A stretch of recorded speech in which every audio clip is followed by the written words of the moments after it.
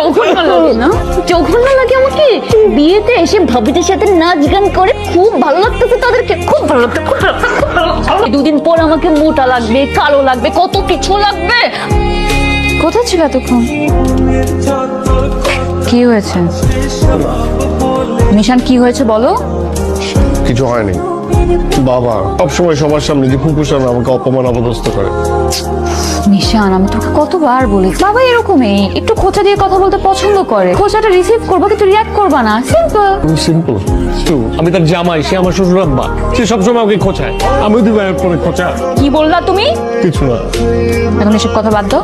দেখো, ভাবছি বিয়েতে আমি এটা পরবো। এবার তুমি আমাকে বলো, শাড়ি পরলে কি আমাকে একটু মোটা লাগে? খুব সুন্দর লাগে তোমাকে। যদি আমাকে একটু মোটা লেগে থাকে? তোমাকে মোটা লাগে না, তোমাকে চিকনা লাগে। শাড়ি পরলে আরো বেশি। পাড়ার ভাবি আছে না, ভাবিদের মতো জঘন্য।